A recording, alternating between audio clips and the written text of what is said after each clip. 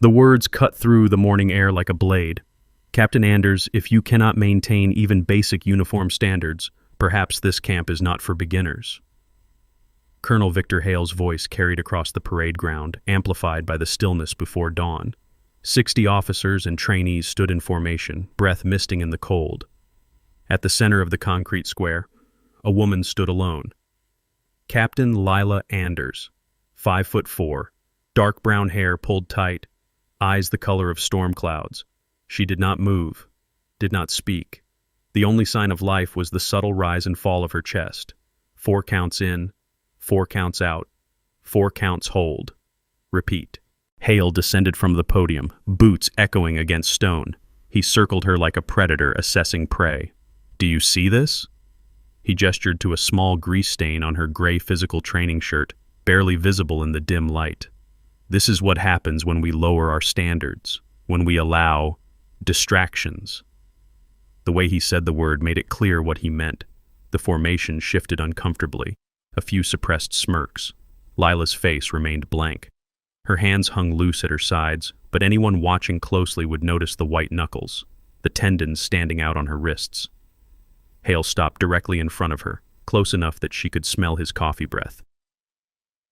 I have half a mind to send you back to whatever desk you crawled out from, but first, he raised his voice. Corporal Briggs, front and center. A mountain of a man stepped forward. Jake Briggs, former college linebacker, 240 pounds of muscle and ego. He had been grinning since the moment Hale called Lila's name. Sir, he barked. Hale waved dismissively. The captain's undershirt. I need to verify it meets regulation. Inspect it. The order hung in the air. Briggs hesitated for half a second, then moved behind Lila. She did not turn, did not tense, just kept breathing. 4 counts, 4 counts, 4 counts.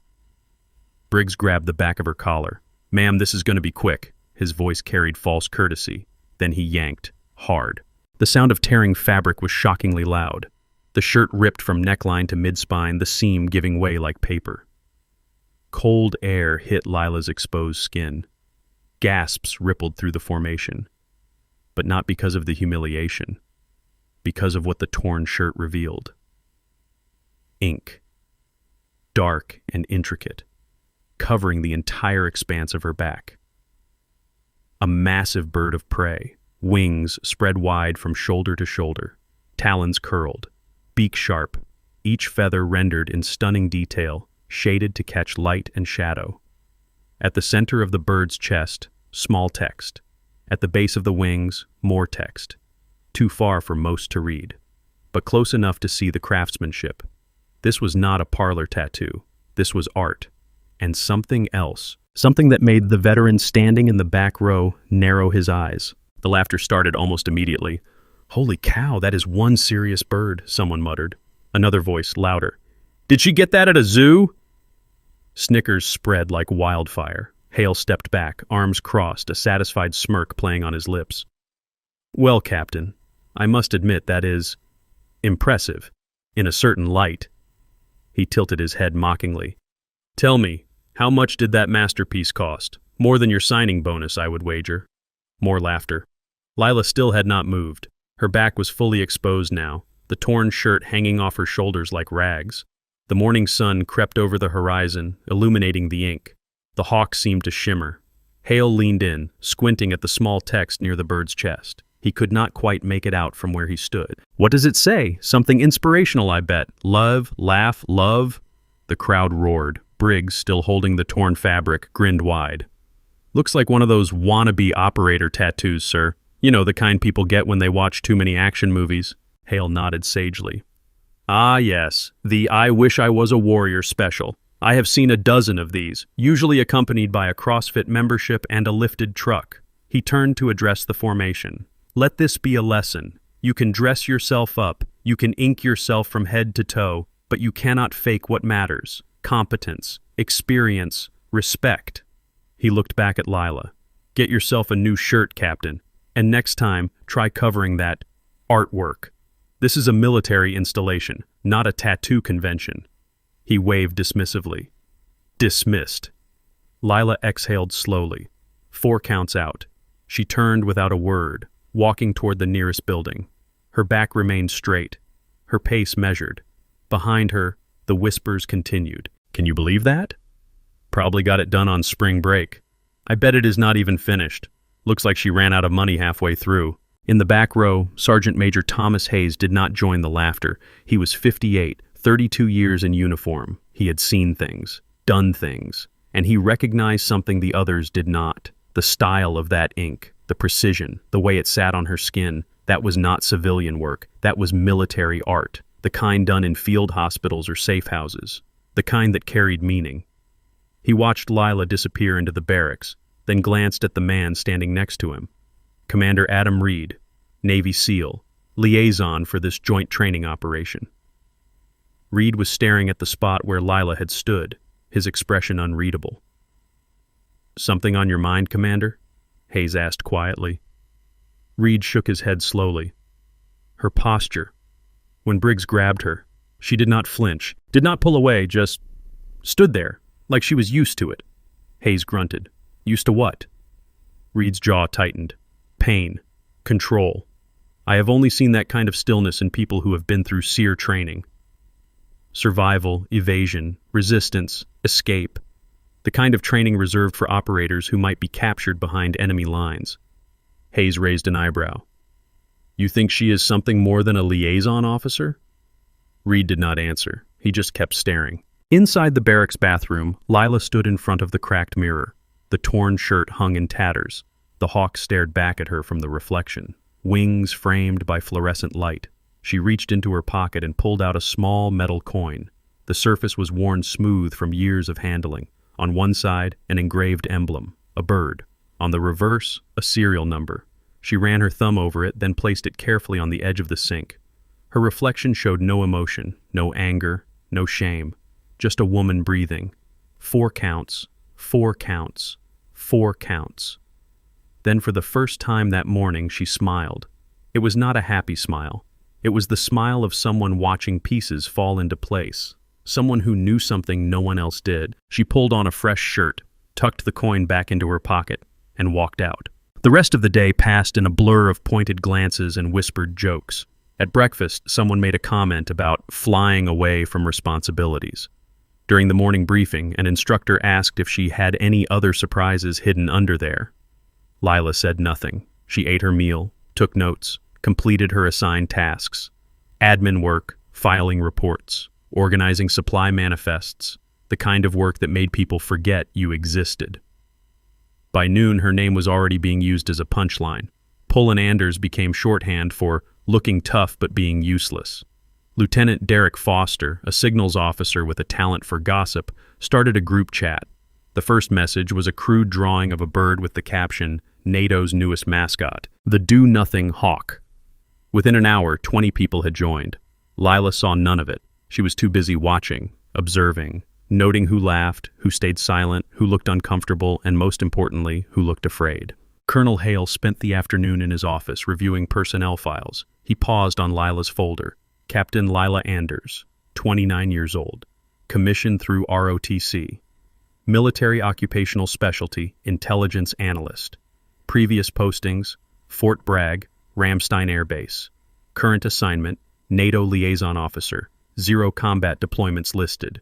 0 field operations. 0 anything interesting. He closed the file with a satisfied snap. Just another paper pusher trying to play soldier. He had seen 100 like her. They showed up, claimed they wanted to make a difference, then spent their entire careers pushing pixels and attending meetings. The tattoo was probably the most exciting thing she had ever done. He leaned back in his chair, fingers steepled. The problem was not Lila herself. The problem was what she represented. A crack in the system, a reminder that standards were slipping. And Hale could not afford cracks. Not now. Not with the audit coming. Not with certain financial irregularities that needed to stay buried. Better to remove the distraction early. Make an example. Show everyone that competence mattered more than appearance. He picked up his phone and dialed. Major Cross, I need you to do something for me. The next morning, Lila was reassigned. Mission 1. Tactical close quarters battle drill. Live fire exercise in the kill house. Hale made the announcement personally during the morning briefing. Captain Anders, you will be joining Bravo team for today's CQB training.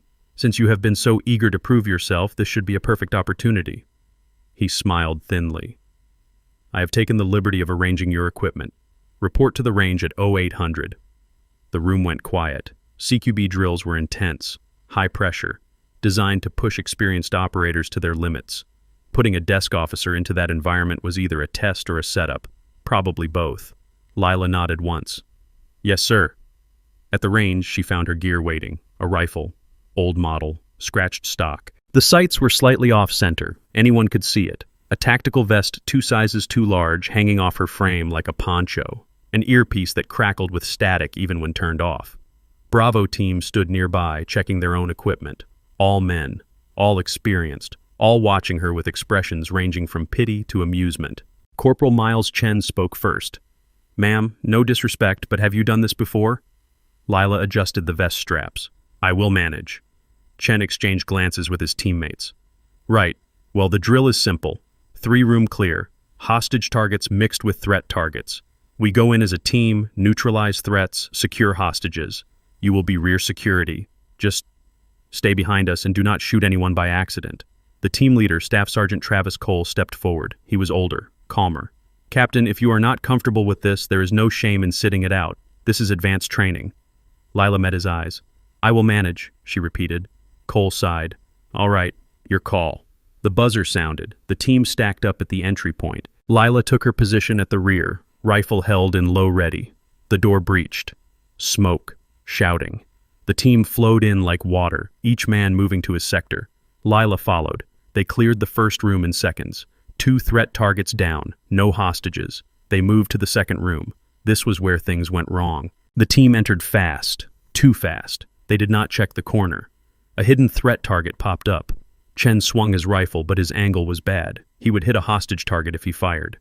He froze. Cole barked, "Hold fire! Chen, reposition!" But there was no time. The drill was live. The clock was running. If they did not neutralize the threat in 3 seconds, the scenario counted as a failure. Cole cursed under his breath. Then Lila moved. Not forward, not back. Lateral. 2 steps to the right, changing her angle. Her rifle came up smooth. 1 shot. Center mass. The threat target flipped backward. Chen stared. "How did you—" Lila was already moving to the 3rd room. Cole blinked, then followed. The 3rd room was chaos. 4 targets, 2 hostages. Tight angles. The team spread out, calling targets. But the room was too small. Bodies blocked lines of fire. Someone would have to take a risky shot. Lila did not hesitate. She dropped to one knee, creating a lower angle. Fired twice. 2 threat targets down. The hostages remained untouched. The drill ended. The range officer's voice crackled over the intercom. "Clear. Time 47 seconds. New record for this facility." Silence. Then the officer added, "Previous record was 52 seconds, held by a SEAL instructor." The team stood frozen. Chen looked at his rifle, then at Lila. "What the hell?" Cole's expression had shifted from annoyance to confusion. "Captain, where did you learn to shoot like that?" Lila saved her rifle, ejected the magazine. "Practice." She set the weapon down and walked toward the exit. Behind her, the team exchanged stunned looks. Cole pulled out his phone, texted someone. Hayes, watching from the observation booth, leaned forward. "Rewind that." The technician complied. The footage played again in slow motion. Hayes watched Lila's footwork, the way she moved, pieing corners, low ready carry, perfect trigger discipline, every movement economical, efficient, trained. This was not practice. This was muscle memory, the kind built over years, over deployments, over real gunfights. He zoomed in on her hands, the way she gripped the rifle, thumbs forward, elbows tucked, exactly how Tier 1 operators held their weapons. Hayes sat back slowly. "Commander Reed, you need to see this." Reed arrived 10 minutes later. Hayes played the footage without comment. Reed watched in silence. When it finished, he asked the technician to rewind to the moment Lila took the corner shot. Freeze frame. Reed studied the screen. Her stance, her posture, the angle of her head.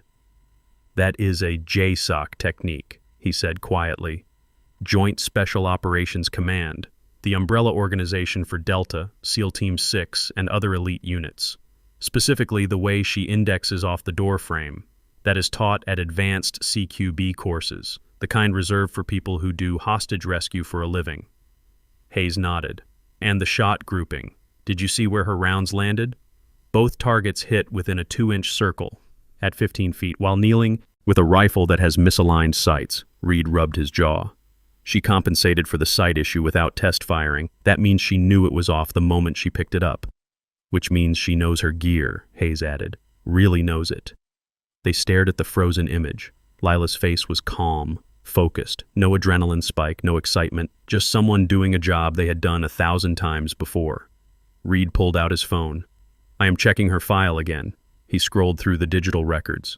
Says here she is an intelligence analyst. No advanced weapons training listed, no CQB school, no combat deployments. Then where did she learn? Hayes asked. Reed did not answer. At the range, Lila was alone. She had stayed behind after the team left, collecting her spent brass casings. A habit. She arranged them carefully on the concrete, 3 casings, forming a small triangle. She stared at it for a moment, then scattered them with her boot. Old habits were dangerous. She turned to leave and nearly collided with Sergeant Carter, the range officer.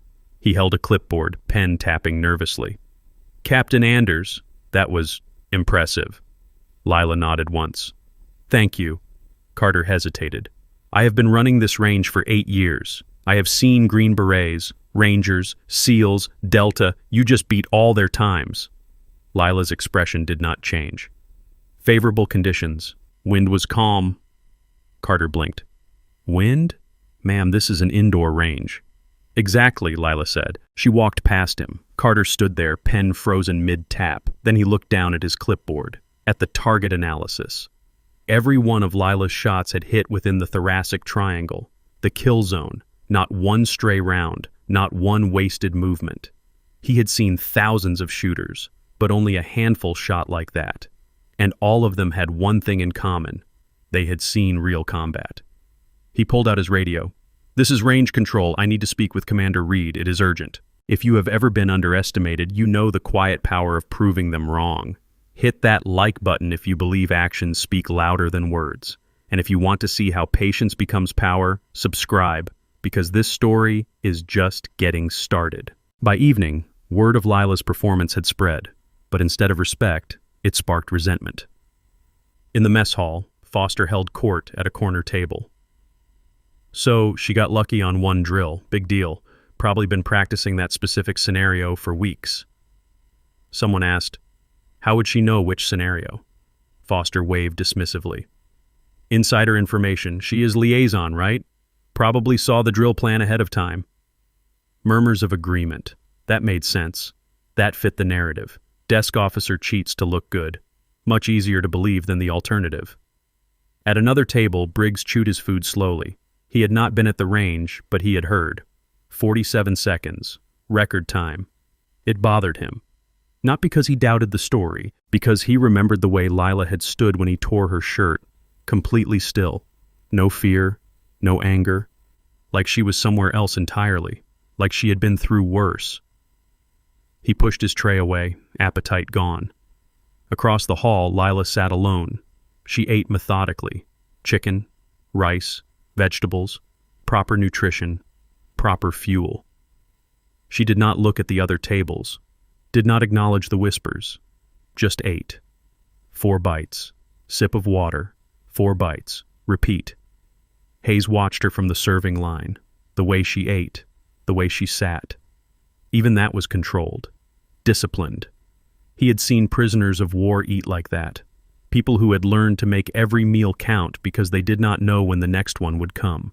That night, in his quarters, Reed could not sleep. He kept thinking about the footage, about the way Lila moved. It reminded him of something. Someone. A memory from years ago, hazy and incomplete. He had been 19, fresh out of basic underwater demolition SEAL training, assigned to a convoy escort mission in Syria. Standard job. Protect a VIP analyst traveling between safe houses. The analyst had been quiet, small, unassuming. Reed had barely paid attention. Then the IED hit. The lead vehicle disintegrated. Fire, smoke, screaming. Reed's Humvee flipped. He remembered being trapped under twisted metal, bleeding, fading, and then hands, small hands, pulling him free. A voice, calm, steady. Stay with me. 4 counts in, 4 counts out. The analyst had dragged him to cover, applied pressure to his wounds, called for medevac, stayed with him until the helicopter arrived. Reed had passed out before he could see her face clearly.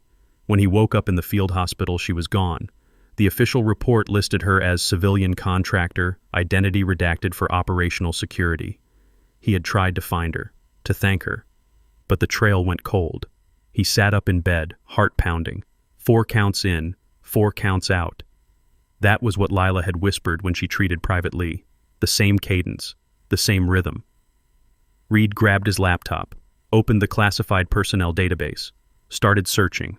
Civilian contractors, Syria, 2017 to 2019, redacted identities, cross-referenced with medical personnel, intelligence analysts, female, age range 25 to 30. The search returned 43 results. He narrowed it down, added filters, combat casualty care certification, HUMINT training, language skills. The list shrank. 20 results. 10. 5. Then one name appeared with a notation that made his blood run cold. Captain Lila Anders. Assignment, Ghost Hawk Intelligence Cell. Status, killed in action 2019. Record sealed. Reed stared at the screen. KIA, killed in action.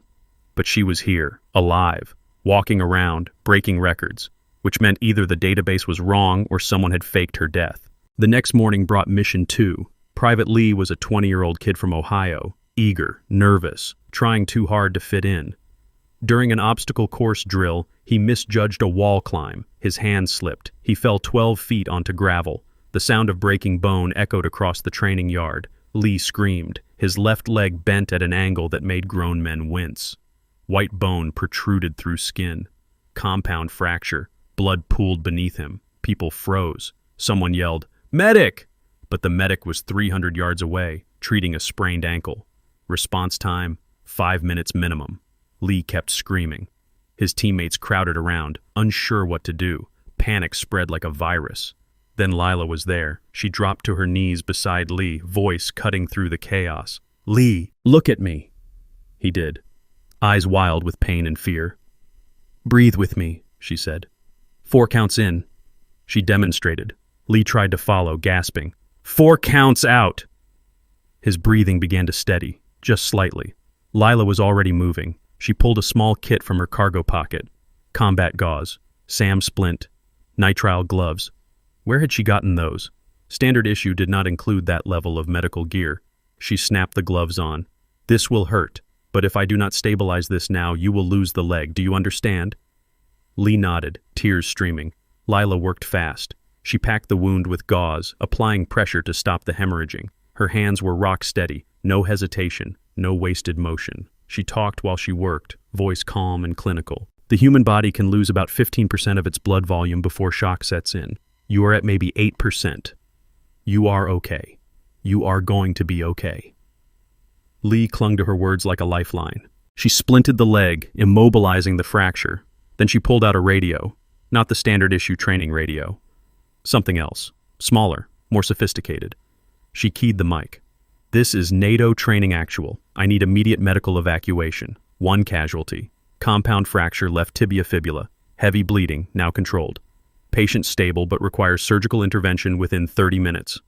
She rattled off a 9-line report. Precise, perfect. Every piece of information delivered in the exact format used by combat medics. Line 1, grid coordinates. Line 2, radio frequency. Line 3, number of patients. Line 4, special equipment required. All the way through line 9, patient nationality. People stared. That was not something you learned in a classroom. That was something you learned by calling in real medevacs, under fire, with lives depending on your accuracy. The helicopter arrived 7 minutes later. Paramedics jumped out, assessed Lee, and loaded him onto a stretcher. The lead paramedic paused. "Who did the initial stabilization?" Someone pointed at Lila. The paramedic looked at her work, the gauze packing, the splint placement. "This is textbook, better than textbook. You just saved his leg." Lila stood, peeling off the bloody gloves. "He did the hard part. He stayed calm. The paramedic shook his head. Ma'am, I have been doing this for 15 years. What you just did, that is Tactical Combat Casualty Care, TCCC. Where did you train? Lila did not answer. She just walked away. Behind her, the crowd murmured. Hayes pushed through to the front. He looked at the blood-soaked gravel, at the discarded medical packaging.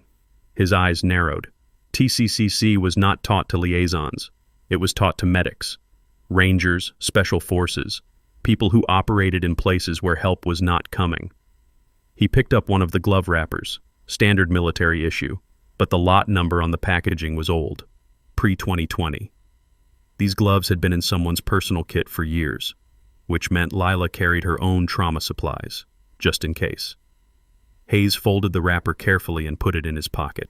At the field hospital, Lee was prepped for surgery. His mother was contacted. The prognosis was good. Full recovery expected. The attending surgeon reviewed the intake notes and frowned. Who performed the field stabilization? This is graduate-level trauma care. The nurse checked the chart. A Captain Anders, liaison officer. The surgeon read the notes again. Then he called the base commander. Sir, we may have a problem, or an asset. I am not sure which. That afternoon, Lila was summoned to Major Owen Cross's office. Cross was the admin officer, thin, balding, the kind of man who lived for paperwork and regulations. He did not look up when she entered. Captain Anders, I have been asked to conduct a review of your medical certifications. Lila stood at attention. Sir? Cross pulled a file from his desk. According to your records, you have basic first aid training, completed 6 years ago, nothing advanced, certainly nothing that would qualify you to perform emergency field medicine. He finally looked at her. Yet you just executed a 9-line medevac request and provided TCCC-level care. Care that, according to the surgeon, saved Private Lee's leg and possibly his life. Lila said nothing. Cross leaned back. So, either our records are incomplete, or you have skills that are not documented. Which is it? I learned from experience, sir. What experience? Previous postings. Cross's eyes narrowed. Your file lists you at Fort Bragg and Ramstein. Desk assignments, no field time, no deployments. Where exactly did you gain this experience? Lila met his gaze. Sometimes people learn skills outside official channels, sir. Cross stared at her for a long moment. Then he closed the file. I am going to pretend this conversation never happened. But understand something, Captain. People are starting to ask questions. And when people ask questions, they tend to find answers, whether you want them to or not. Lila nodded. Understood, sir. She left. Cross watched her go. Then he picked up his phone. Colonel Hale, we need to talk about Anders. That evening, Foster's group chat exploded. Someone had leaked photos of Lila's medical intervention, close-ups of her hands, the gauze packing, the splint. A medic in the chat analyzed the technique. This is not amateur hour. Whoever did this has done it before. Multiple times. Under pressure.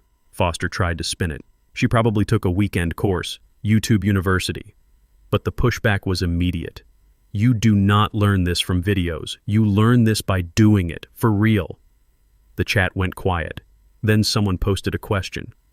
What if she is not just a liaison? No one responded. The idea hung there. Uncomfortable. Unsettling. If Lila was not what she claimed, then what was she, and why was she here? At the same time, Reed was in Hayes' office. They sat in silence, watching footage of Lila treating Lee. Hayes spoke first.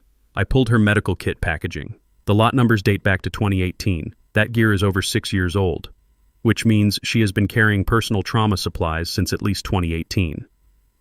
Reed added, and the way she talked to Lee, keeping him calm, that is psychological first aid. PFA. They teach that to people who deal with combat stress regularly. Hayes nodded. Operators, medics, people who see traumatic injuries often enough that they need strategies to keep patients from going into psychological shock. Reed rubbed his temples. I found something else. In the classified database, there was a unit, Ghost Hawk Intelligence Cell, operated in Syria and Iraq from 2017 to 2019. Covert reconnaissance, HUMINT, direct action when necessary. What happened to them? Hayes asked. Reed's voice was grim. The operation was aborted in 2019. Most of the team was listed as KIA. The survivors were redacted, their identities sealed. And Lila? Listed as KIA, Reed said, But the death report is thin, no body recovery, no confirmation, just presumed dead following extraction failure. Hayes leaned forward. You think she was Ghost Hawk? I think someone wanted people to believe she was dead, Reed said. And now she is here, pretending to be a desk officer, letting people mock her, letting them underestimate her. Why?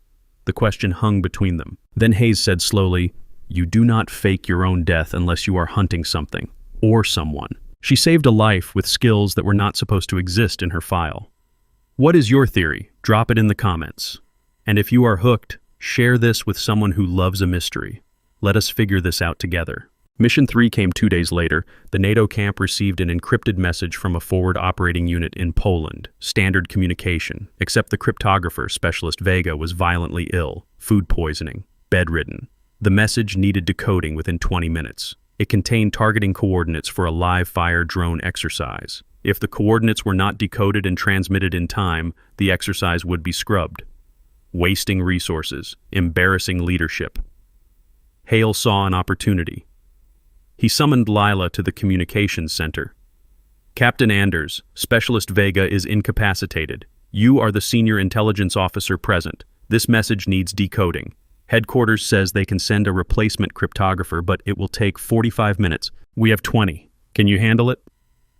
The room was full of people, signals officers, technicians, all watching, all waiting to see her fail.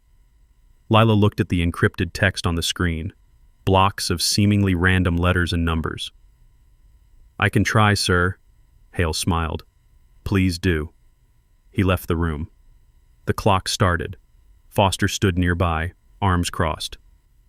Captain, if you need help, just say so. No shame in admitting this is over your head. Lila did not respond. She pulled a chair to the keyboard and stared at the message.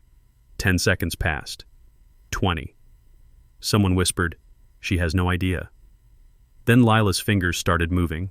She pulled up a blank document, began writing, not typing, writing with pen and paper, old school.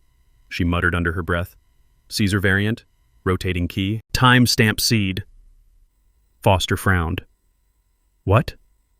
Lila ignored him. She scribbled numbers, letters, cross-referencing them with the message timestamp. Her hand moved fast, confident, no hesitation. 3 minutes passed, then 5. The room was silent except for the scratch of pen on paper. At the 8-minute mark, Lila stopped writing. She typed a long string of text into the decryption software. Hit enter. The screen flickered. Then clear text appeared. Coordinates, instructions, mission parameters. All correct. The technician stared. How did you... Lila stood. The message is decoded. Transmit to the exercise coordinator. She handed the paper to Foster and walked out. Total time, 11 minutes, 42 seconds. Foster looked at the paper. It was covered in calculations, cipher wheels, frequency analysis, the kind of work that required years of cryptography training or field experience. He flipped the page. In the corner, barely visible, a small notation, 2 letters and a number. NH7. He stared at it. What did that mean? He took a photo with his phone, sent it to Hayes. Found this on Anders' work. Any idea what NH7 means? Hayes saw the message. His stomach dropped. He forwarded it to Reed. Check this against your database search. Reed opened the image, zoomed in. NH7, Nightingale 7. He pulled up the classified files, searched for the notation, and there it was. Nightingale 7. Call sign. Ghost Hawk Intelligence Cell. Operator Specialization. SIGINT and Cryptography. Status, Killed in Action, 2019. Reed's hands shook. He tried to access the full file. Access denied. Clearance insufficient. He escalated the request to his SEAL Command liaison. 10 minutes later, his phone rang. Commander Reed, this is Captain Ashford, JSOC Operations. You just flagged a file that has been sealed for 5 years. Why? Reed chose his words carefully. I believe one of the operators listed as KIA may still be alive and currently operating under a false identity. Silence on the other end. Then, stay on this line. Do not discuss this with anyone. We are sending a team. Reed ended the call, looked at Hayes. This just got bigger than us. The next morning, Lila was assigned Mission 4, final test, live extraction drill. She and 4 trainees would rescue a high-value target from a mock compound. Enemy role players with simunition, realistic scenario, high pressure. The team assembled at 0600. Lila, Briggs, Chen. 2 others, Private First Class Novak and Specialist Torres. Briggs was team leader. He briefed the plan. Simple smash and grab. We breach, clear 3 rooms, secure the HVT, extract. Enemy force is supposed to be light resistance. Should be done in 15 minutes. They geared up, loaded magazines with simunition rounds, paint-marking bullets, hurt like hell but non-lethal. The compound was an old warehouse. 2 stories, multiple entry points. The HVT, a role player wearing an orange vest, was somewhere inside. They stacked up at the main door. Briggs counted down. 3, 2, 1, breach. The door swung open. They flowed inside. Immediately something was wrong. The interior layout did not match the map they had been given. There was an extra hallway, a staircase that should not exist. Briggs cursed.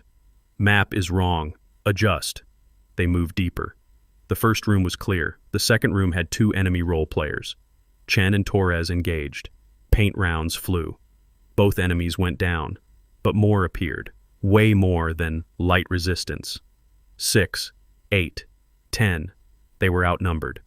Briggs called out, "Fall back, regroup!" But it was too late. Paint rounds hit Torres in the chest. He was dead.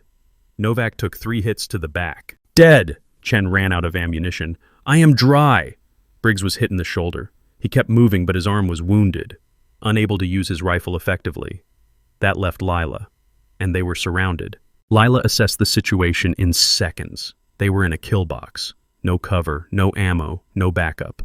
This was supposed to be a training drill, but someone had turned it into a setup. She keyed her radio. Standard frequency. "Command, this is Bravo team. We are taking heavy casualties. Request immediate..." Static. The radio was jammed. Of course it was. Briggs looked at her, paint dripping from his shoulder. "Captain, we are done. We need to call it." Lila stared at the enemy role players closing in, at her team scattered and defeated, at the HVT still missing. She made a decision. She reached to her vest, pulled out a small secondary radio, different frequency, military-grade encryption, the kind that should not exist on a training exercise. She keyed the mic. Her voice changed, no longer hesitant, no longer quiet, flat, cold, professional. Nightingale 7 to Overwatch, request immediate extract, grid November Whiskey 4721, 5 personnel, 1 HVT, authenticate Tango Hotel November. Silence. Then a voice crackled back, male, calm. Nightingale 7, authentication confirmed, QRF inbound, ETA 2 minutes.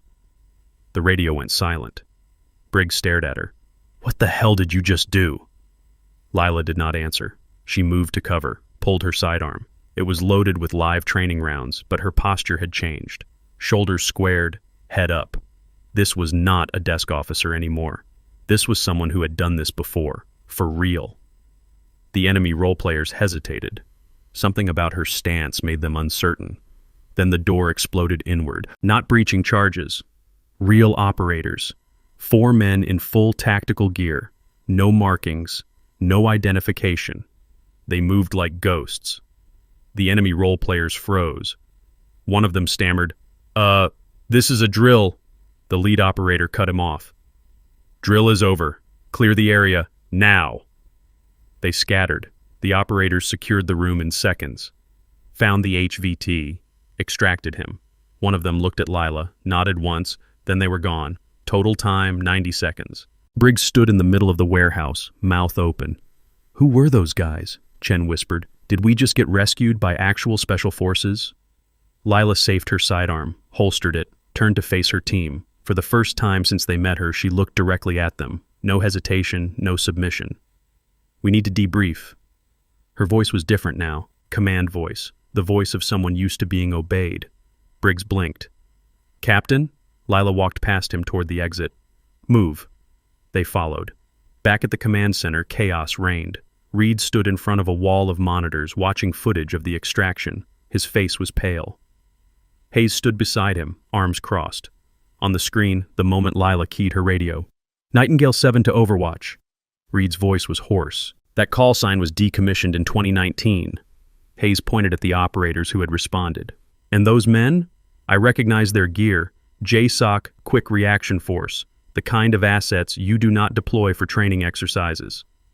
Reed rewound the footage, watched Lila's face, the transformation, from meek to lethal in the span of a breath. "She is not a liaison," he said. Hayes grunted. "No kidding." Reed turned to face him. "If she is Ghost Hawk and she is here pretending to be someone else, then she is on a mission. A real one. Hunting someone," Hayes agreed. They both turned to look at the monitors, at Colonel Hale's office. Hale was on the phone, pacing, agitated. Reed's jaw tightened. "Oh no." Hayes saw it too. "You think Hale is the target?" "I think," Reed said slowly, "we need to find out what happened in 2019, and why Ghost Hawk was really shut down." On the screen, Lila walked out of the warehouse. She looked up, directly at the camera, as if she knew they were watching, and she smiled. Not a friendly smile. The smile of a hunter who had just flushed her prey into the open. The screen went black. The command center went into lockdown within minutes. Reed made 3 calls, first to JSOC operations, second to NATO security, third to his direct superior at SEAL Command. The message was identical each time. "We have a situation. Ghost Hawk operative active on site. Need immediate containment and briefing."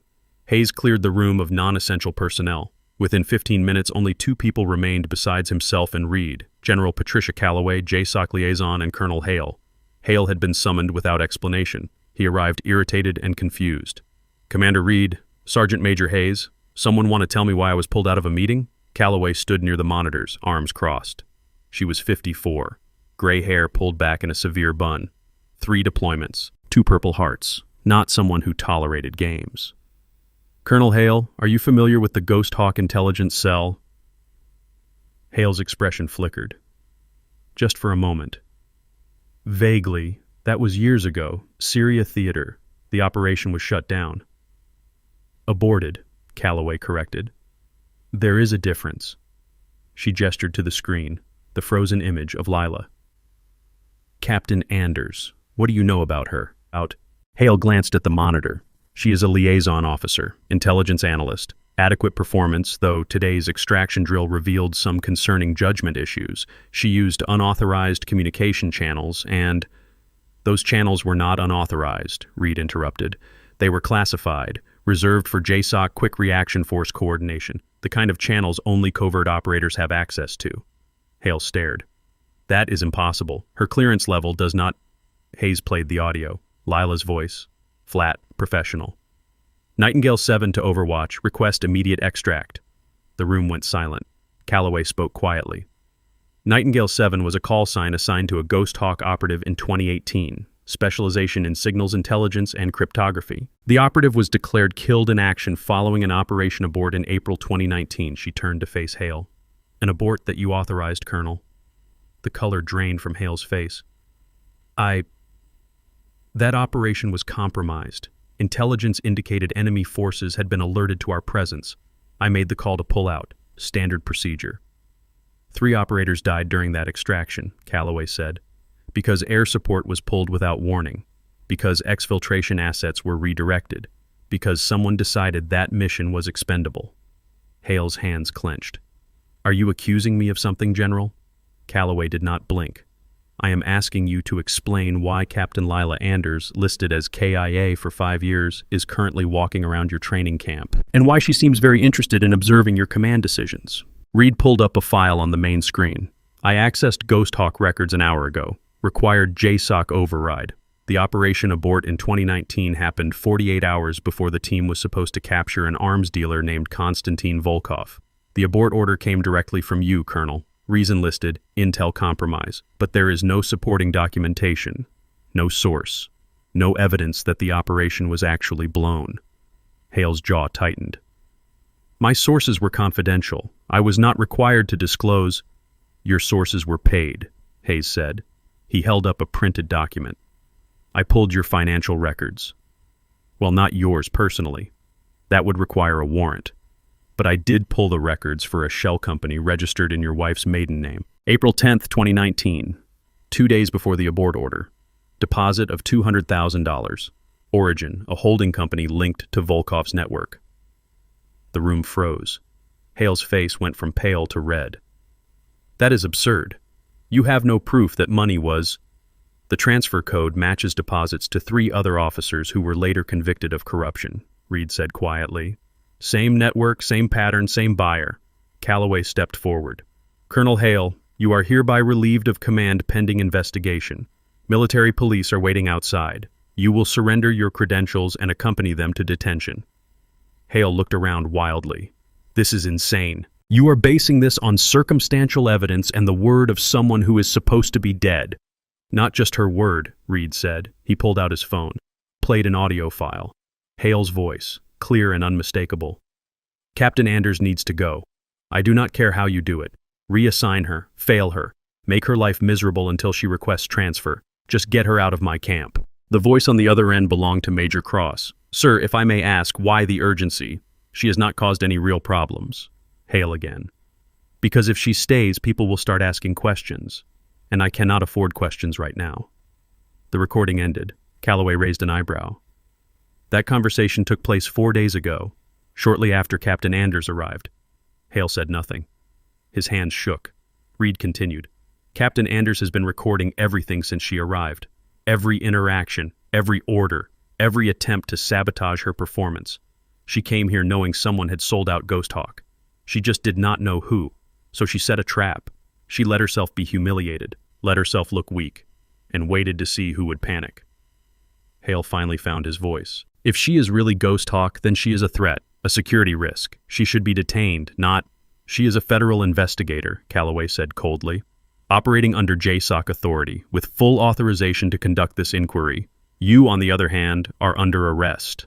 The door opened. 2 military police officers entered. Hale looked at them, at the handcuffs, at his career dissolving in real time. This is a mistake, he whispered. No, Calloway said. Selling out your own people was the mistake. This is the consequence. They led Hale away. The door closed. Silence filled the command center. Hayes exhaled slowly. Well, that escalated. Reed was staring at the monitor, at Lila's frozen smile. We need to find her. Calloway nodded. Agreed. Commander, you seem to have history with Nightingale 7. Care to share? Reed hesitated. Then he told them. Syria, the convoy, the IED, the small hands pulling him from wreckage, the voice counting breaths. Calloway listened without interruption. When he finished, she said, So she saved your life, and you never knew who she was. Not until today, Reed admitted. But I remember her voice, the way she stayed calm, like saving lives was just another task on a checklist. Hayes pulled up another file. I contacted a friend at JSOC Archives, got some background on Ghost Hawk insignia. Apparently, operatives who completed 3 successful missions earned the right to get the unit tattoo. A hawk. Wings spread. Specific design elements indicated theater of operation and specialty. He zoomed in on a photo, an old image, faded. It showed the back of someone in combat gear, the same tattoo Lila wore. Matte facing left means Syria theater. Folded wingtips mean redacted status. The text below the hawk is an operation code, 07 Sigma. That was the designator for Volkov interdiction. Calloway studied the image. So everyone saw her tattoo on day 1, but no one understood what it meant. Because Ghost Hawk was classified, Reed said. Even the insignia. Unless you knew what to look for, it just looked like art. And she has been wearing the truth on her skin this whole time, Hayes added, hiding in plain sight. Calloway turned away from the screen. Where is she now? Reed checked the security feed. Barracks, her quarters. Get her. Bring her here. It is time we had an honest conversation. Reed and Hayes found Lila in her room. She was sitting on the edge of her bunk, still in her tactical gear from the extraction drill. She did not seem surprised to see them. Commander, Sergeant Major. Her voice was neutral, calm. Reed stepped inside. Hayes closed the door. Captain Anders, or should I say Nightingale 7? Lila met his eyes. Lila is fine. Reed pulled up a chair, sat down. Syria, 2018. Convoy ambush outside Aleppo. You were there. Lila nodded slowly. I was the analyst your team was escorting. You pulled me out, Reed said. His voice was rough. The vehicle was on fire. I was trapped. You dragged me to cover, kept me breathing until the medevac arrived. You were 19, Lila said quietly. Too young to die because someone sold coordinates to the enemy. Reed blinked. What? The ambush was not random, Lila explained. Someone leaked our route. We lost 2 Marines that day. You almost became the 3rd. Ghost Hawk investigated, found evidence of insider corruption, but we could not prove who. Hayes leaned against the wall. So JSOC sent you back, undercover, to flush out the mole. Lila stood, walked to the window. Not officially. Officially, I died in 2019 when Hale aborted the Volkov operation. My body was never recovered. Story closed. But JSOC suspected Hale was the leak. They just needed proof. So they gave me a new assignment. Liaison officer. Clean record, no combat experience, someone he would dismiss. Reed shook his head. You let him tear you apart. Let everyone mock you, for weeks. For evidence, Lila corrected. She turned to face them. I needed him to feel safe, to think I was harmless. Every insult, every act of sabotage, every humiliation, I recorded it all, built a pattern, proved he was targeting me specifically, which only makes sense if he knew who I really was. Hayes understood. But if he knew you were Ghost Hawk, why would he target you? That would just draw attention. Because he is not smart, Lila said. He is scared. When I showed up, his first instinct was to make me disappear before anyone started asking questions. He thought if he could break me quickly, no one would care. Just another washout. Reed stood. You used yourself as bait. I used myself as a test, Lila said, to see if Hale would panic, and he did, spectacularly. She pulled a small device from her pocket, a digital recorder. Every conversation, every order to sabotage my gear, every attempt to isolate or humiliate me, all here, admissible evidence of command abuse. And when cross-referenced with his financial records, it establishes motive. He knew Ghost Hawk was coming back. He just did not know it was me until today. Hayes whistled softly.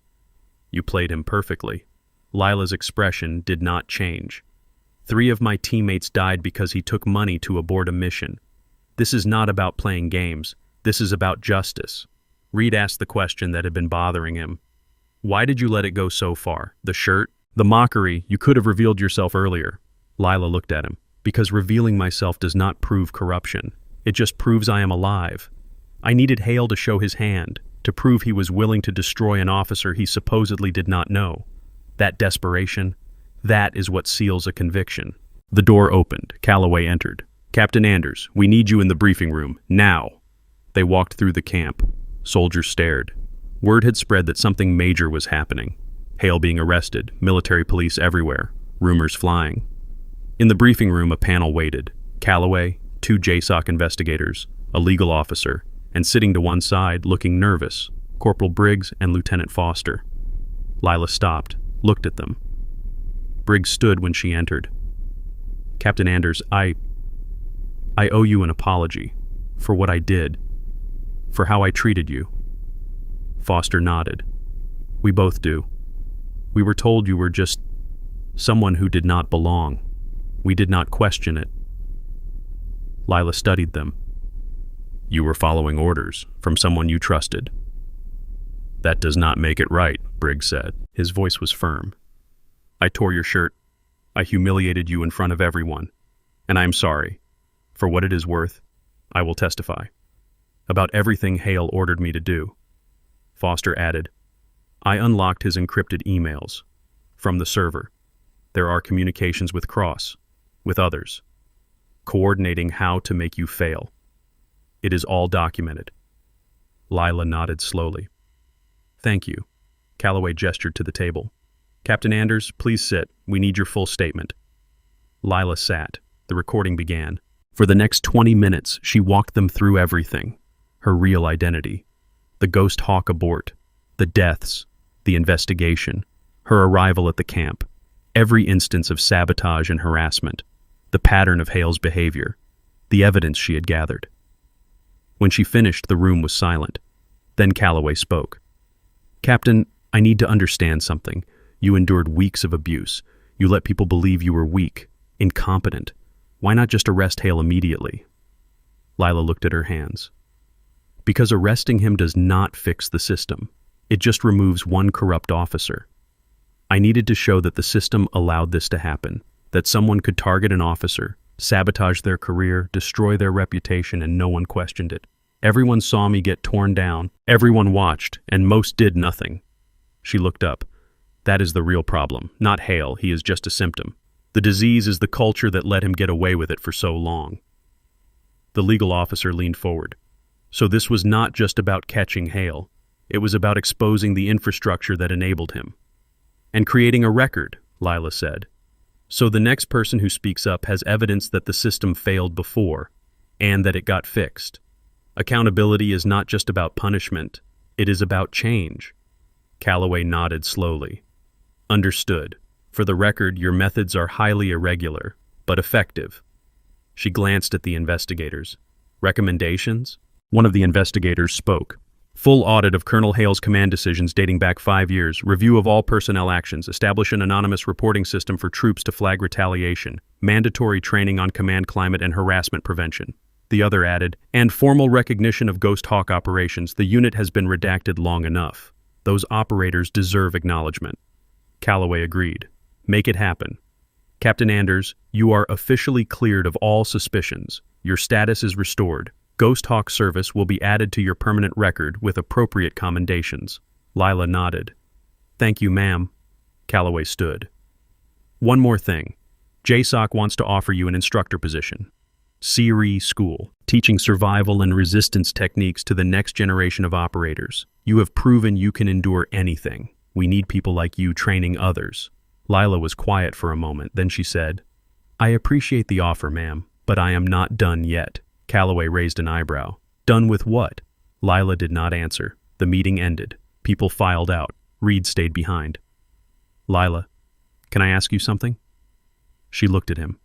About Syria, he said. When you pulled me out, you could have left me, grabbed the intel and extracted. That would have been the smart play. You were 19, Lila repeated, and you were alive. That made the decision easy. Reed's throat tightened. I never got to say thank you. You just did, Lila said. She stood. Commander, you have had a long day. Get some rest. She walked to the door, paused. And Reed, you turned out okay. I am glad. She left. Reed sat alone in the empty room. His hands were shaking, not from fear, from relief, from grief, from gratitude, all at once. Justice took years. Justice took patience. Justice took someone willing to endure hell to expose the truth. Think you could do it? Hit that thanks button if this story moved you. And subscribe because Phase 2 is coming. And it is going to be bigger. That night, the camp was quiet. Hale was in detention. His office sealed. His files confiscated. Word spread quickly. Soldiers who had mocked Lila now avoided eye contact. Some looked ashamed, others confused. A few angry, but not at her, at themselves. For not seeing, for not questioning, for going along. In the mess hall, Hayes sat with a cup of coffee. Sergeant Carter joined him. I heard what happened, about Captain Anders, about who she really is. Hayes nodded. You heard right. Carter shook his head. I watched her shoot. I knew it was not normal, but I convinced myself it was luck, wind, anything but the truth. We see what we expect to see, Hayes said. She counted on that. Carter was quiet. Then, is she staying? Do not know, Hayes admitted, but I doubt it. People like her do not stay in one place long. They are always hunting something. Carter left. Hayes sat alone. He thought about the spent casings arranged in triangles, the way Lila breathed, the control, the discipline. He had seen a lot of soldiers in 32 years, but he had never seen someone weaponize humility the way she had, turning weakness into strength, patience into power. It was terrifying and inspiring. In her quarters, Lila sat on her bunk. She pulled out the challenge coin, turned it over in her hands. The worn metal caught the light. On one side, the Hawk insignia. On the other, the serial number, GHO7114. She set it on the small table beside her bunk. Then she opened her laptop. The screen glowed in the darkness. Her inbox showed one new message. Sender, encrypted. Subject line, blank. She opened it. The text was brief. Tower 4 sends regards. Target confirmed. Ramstein Air Base, Germany. Estimated time of arrival, 72 hours. Operation Nightfall, Phase 2. Authentication. Tango Hotel, November. Below the text, 3 attachments. She opened the first. A map of Ramstein Air Base, key buildings highlighted, flight schedules, security rotations. The second attachment was a dossier. 3 faces, 2 men, 1 woman, names redacted, but their positions were clear. Logistics officers, contracting officials, financial administrators. The third attachment was a single line of text in red. Eliminate network. Recover funds. Restore accountability. Lila stared at the screen.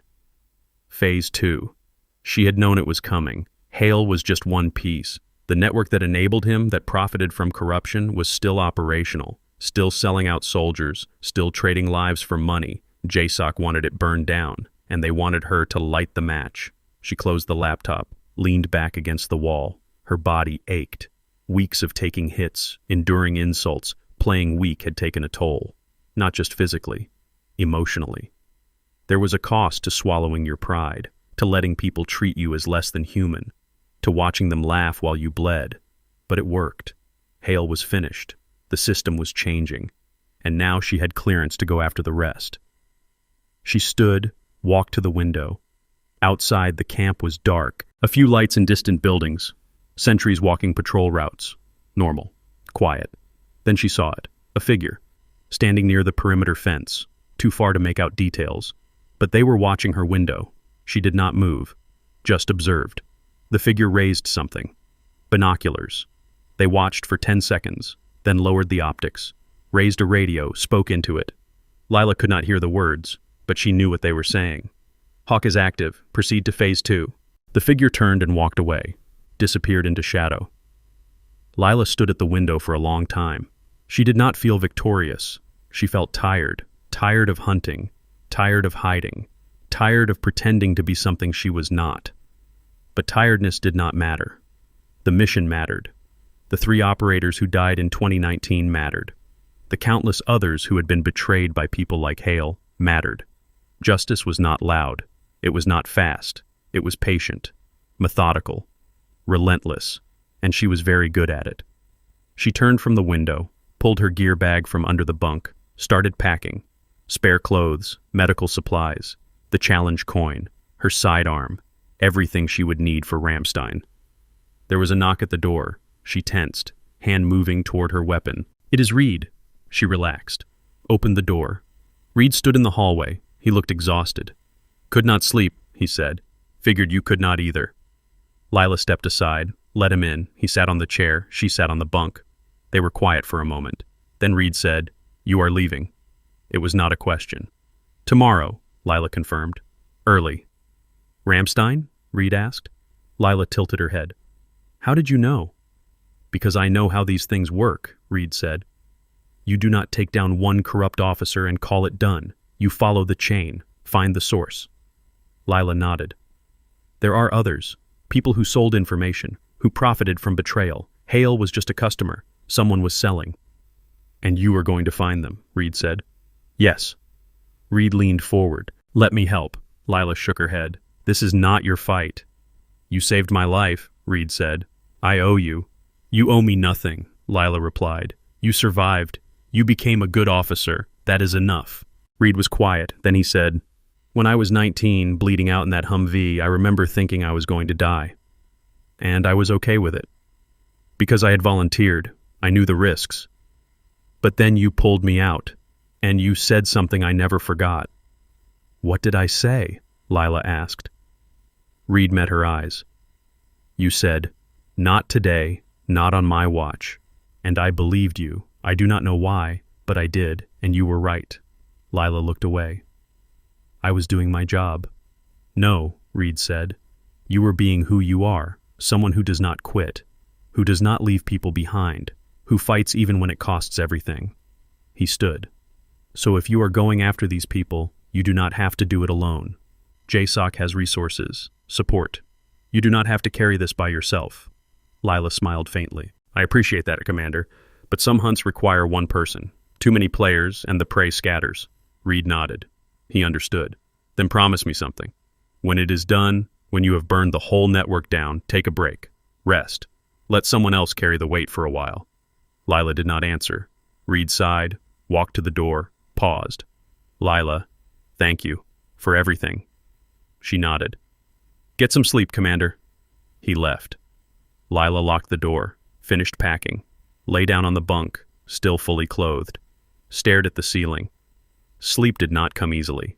It never did. Too many memories, too many faces, too many voices of people she could not save. But she had saved some. Reed, Lee, others over the years. That had to count for something. The ceiling fan spun slowly, casting shadows. She focused on her breathing. 4 counts in, 4 counts out, 4 counts hold. Repeat. Gradually her body relaxed, her mind quieted, and she drifted. When she woke, it was 04:30, before dawn. She dressed quickly, grabbed her bag, walked out of the barracks. The camp was still asleep, only a few sentries awake. She walked to the motor pool, found her assigned vehicle, threw her bag in the back, started the engine. As she pulled out of the gate, she glanced in the rearview mirror. The camp lights grew smaller, fading into the dark. She thought about Hale, about Briggs, about Foster, about all the people who had underestimated her. They would remember this, remember that appearances deceive, that quiet does not mean weak, that patience is its own kind of power. She drove east, toward the airfield, toward Germany, toward Ramstein, toward Phase 2. Behind her in the camp, Hayes stood at his window, watched the taillights disappear. He raised his coffee mug in a silent salute. Then he turned away. On Lila's desk, the challenge coin sat where she had left it. Morning light crept through the window, illuminated the engraving, the hawk, wings spread, talons curled. Below it the words etched in metal, 07 Sigma, silent, lethal, forgotten. But Lila was not forgotten, not by the people she saved, not by the people she hunted, not by the system she was forcing to change. She was a ghost, a hawk in the night, and ghosts do not rest until their work is done. The coin gleamed in the light, waiting for its owner to return, or waiting to be found by the next hunter. Either way, the message was clear. Ghost Hawk never missed a target, especially justice.